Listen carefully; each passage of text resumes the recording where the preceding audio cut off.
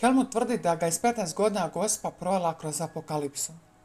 Ispovjedajte se, molite, primajte priče dok nije prekasno. Helmut Lugenschmidt čovjek je iz Austrije. On kaže da je u dobi od 15 predozran plinom na zubarskom stolcu otišao u ono strano. Da se vratio s nevjerojatnim spoznama, otkrićima te viđenjima. Trenutno putuje svijetom te predstavlja svoje 2 knjige temeljene na onome što je doživio. Vidio nebeske storove, Isuse Gospu. Isus i Gospa su mu razotkrili brojne buduće događaje kao i znakove vremena. Evo što trebate znati, što nas čeka u posljednjim vremenima.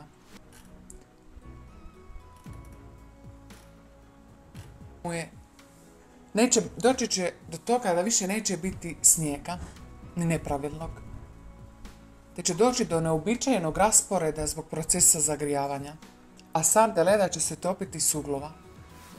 Nagle promjene će biti toliko značajne da meteorolozi čak iz najbolju tehnologiju jedva će moći predvidjeti vrijeme.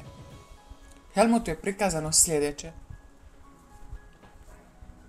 Dugo će čak i tjednima puhati jak vjetar s istoka. I to toliko jak da će ljudi patiti fizički i psihički. Potom svijeta je pretvorio u orkan, koji je cijeloj Europi prouzročio katastrofe kakve u svijetu još nije bilo.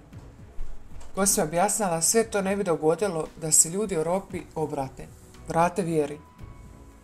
Nevjera i grijeh jasno utječu na jačinu vjetra. Trajanje oluje ovisno o tome koliko su ljudi grešni.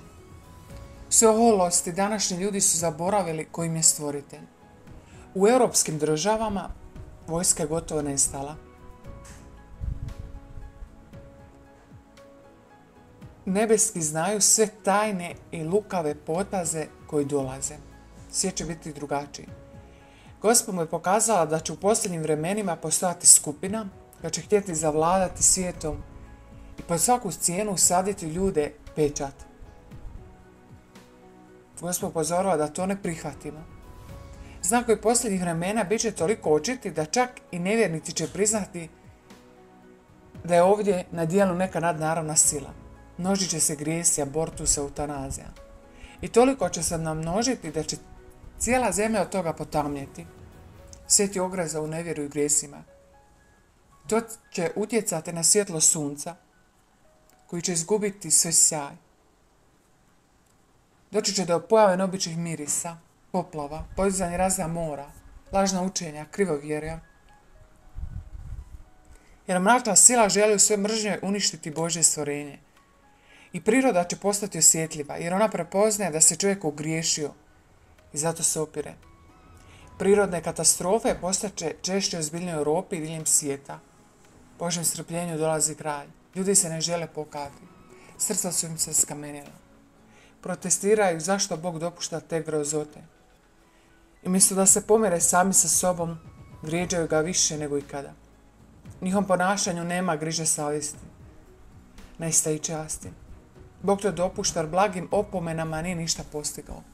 Osjećaj ljubavi će nestati. Ljudi će se odvojiti jedni od drugih. No protiv zla se može boriti samo svetim životom.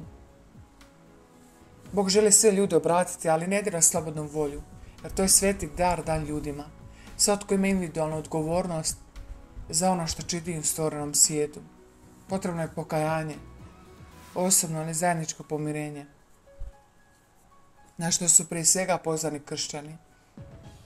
Doći će do smanjenja broja stanovništva, prestanak mijenjanja novca, metoda ekonomske kontrole.